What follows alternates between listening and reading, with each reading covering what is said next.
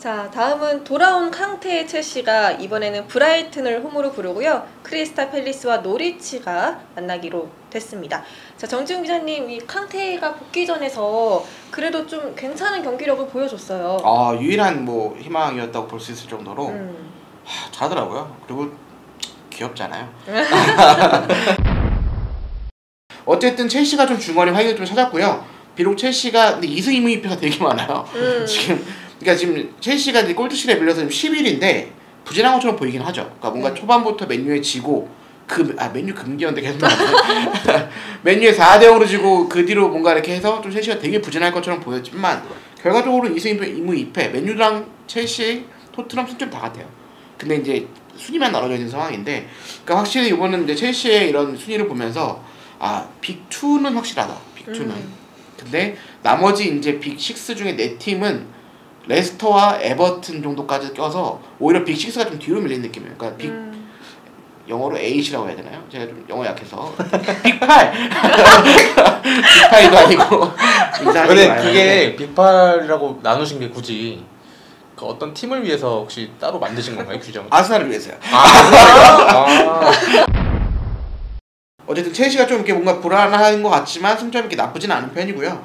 그리고 12골 13실점입니다. 물론 12골 중에 7골이 그 아브라함, 그 다음에 3골이 마운트. 그러니까 신예들, 그러니까 첼시가 좀 기대했던 첼시가 또 맨유 얘기가 나오는데요. 맨유도 신예 기대했죠. 그린우드 뭐 레시포드 이런 얘기도 하기 힘들어 이제. 어쨌든 그렇긴 한데 첼시가 기대했던 신예들이 좀 올라오겠다라는 생각이 좀 들고요. 그리고 또 이제 캉테가 돌아오면서 중원이 짜임새가 있어지면서 불안하다. 맨유 얘기해서 그래요. 맨유 얘기해서. 아무튼 다만 좀 루이스가 빠진 수비가 조금은 아쉽다라는 건 루이스가 아스날 가서 잘하는 게 아니더라고요. 그러니까 뭐 빠져서 아쉬운지 잘 모르겠지만 어쨌든 좀 첼시가 수비력을 해서 좀 아쉬움이 있습니다. 다만 이제 브라이트전 이제 얘기를 좀 해봐야 되겠는데 중원 싸움에서 캉테가 돌아온 첼시가 좀 확실히 우위를 잡을 것 같아요. 브라이튼도 뭔가 3백을 기반으로 뭐 이렇게 전술 좀 변화를 좀 잦은 팀인데 그래도 첼시가 조금 좀 우위에 있을 것 같고요. 브라이튼이 좀 3백을 들고 오면서 안정적으로 수비를 하겠지만 워낙 지금 첼시의 공격수들이 좀 화력이 좋습니다. 그래서 브라이튼을 좀 가볍게 열지 않을까 싶고요. 캉테가 돌아온 중원에서 뭐 코바시치라든가 아니면은 뭐 조르징이라든가 이런 중원들이 좀 강하기 때문에 이 싸움에서 승리를 좀 거둘 것 같고요. 저는 첼시의 무난한 2대0 승리를 아마 이게 무실점 하는 게 사실 많지는 않았을 텐데 그러니까 좀 첼시의 좀 오랜만에 무실점 승리를 예측해보고 있습니다. 알겠습니다.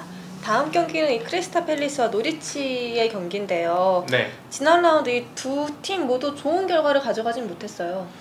일단 방금도 말씀하셨지만 2승 2무 2패인 팀 중에 하나가 또 크리스탈 팰리스거든요. 근데 사실 제가 봤을 때는 경기력에 비해서 좀 운이 좋았다라는 것이 맞을 정도로 그렇게 경기력이 좋지는 않았어요. 지금 보면은 전체 6라운드까지 득점이 4번밖에 안 나왔고 실점은 물론 7실점으로 막았지만 좀 전체적으로 밸런스가 안 맞는 느낌입니다. 그래서 울버햄튼전에서도 좀 주도권을 가져갔지만 좀 선제골까지 얻어냈고 상대 퇴장까지 얻어냈고 사실 울버햄튼을 완전 수렁으로 빠뜨릴 수 있는 기회였거든요. 근데 이제 후반전에 또 이게 집중력이 무너졌고 한 명이 적은 울버햄튼한테 극적인 또 동점골을 또 허용하고 말았어요. 사실 근데 이제 그 팰리스 같은 경우에 보면은 득점할 수 있는 추가골을 넣을 수 있는 기회가 충분히 있었거든요. 근데 이제 그걸 살리지 못했기 때문에 사실 좀 비긴 게 컸고 지금 이번 라운드까지 보면은 벤테케 선수 비롯해서 자하, 타운젠트 다 골이 없습니다. 자책골까지 포함하면은 팰리스가 넣은 골은 3골이 전부거든요. 그래서 이런 실망스러운 공격력으로는 사실은 어떤 팀을 만나도 쉽지 않은데 2승 2무 2패를 지금까지 가져갔는데 저는 좀 떨어지고 있다고 보입니다. 팰리스가. 그래서 노리치를 상대로 좀 쉽지 않은 경기를 할 수 있을 것 같다라고 생각을 하고 그리고 노리치 같은 경우는 맨시티전 승리를 했잖아요. 근데 이제 그 후에 곧바로 원정에서 패배를 당했습니다. 실점이 지금 무려 14골이거든요. 그러면 최하위인 와포드에 이어서 19위입니다. 기준으로. 그리고 경기력도 기복이 좀 있는 편이고 근데 이번 경기에서는 사실 푸키 선수가 좀 1대1 찬스를 잡았지만 또 이걸 놓친 부분들이 있고 또 세트피스에서도 약점을 보였습니다. 그래서 아까 말씀해주신 번리에게 좀 세트피스에서 좀 골을 허용하면서 좀 어렵게 경기를 풀었고요. 그래서 이번에 팰리스 같은 경우에는 득점력이 부진하고 노리치는 좀 방어력이 부족하거든요. 그럼 이제 어떤 팀이 사실 상성에서 좋은 그 효과를 거둘까라 생각을 하는데 그래서 전 노리치가 좀 우위 있는 경기를 좀 하지 않을까 생각을 하지만 막상 경기는 1대1로 비기지 않을까. 아. 네, 저희 생각을 하고 있습니다. 이러면 창과 방패의 경기가 아니라 뭐라고 해야 되는 경기일까요? 그러게요. 창도 무르고 진흙탕상. 그렇죠. 진흙창과 진흙 방패의 싸움 정도로 이제 생각할 수 있을 것 같은데 네. 글쎄요. 팰리스가 뭐 손흥민 선수에게도 두 골을 먹고 좀 여러모로 어쨌든 토트넘전 이후에 더 좀 하락세를 타는 느낌이거든요. 울버햄튼전에서 사실 중요한 승점 3점이 날아갔기 때문에 좀 전체적으로 분위기는 그렇게 좋지는 않을 것 같고요. 그리고 자하 선수도 지금 뭐 골이든 어시스트든 하나도 없거든요. 경기력은 뭐 괜찮을지 모르겠지만 그래서 이런 부분들이 좀 해결이 되지 않으면 팰리스가 이번 시즌 좀 강등권에서 좀 싸우지 않을까라는 좀 조심스러운 예측도 할 수 있을 것 같습니다. 네.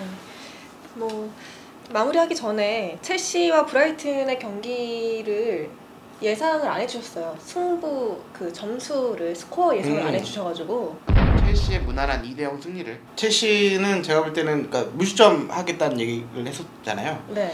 그래서 한 2대0 정도. 2대0. 네네 2대0 정도로 첼시가 승리할 것 같습니다. 네. 첼시와 브라이튼의 경기는 2대0으로 첼시가 승리를 가져가고 크리스탈 팰리스와 노리치의 경기는 노리치가 조금 더 좋은 경기력을 보여주지만 무승부를 기록할 것이다 라고 예상을 해주셨습니다. 깔끔한 정리.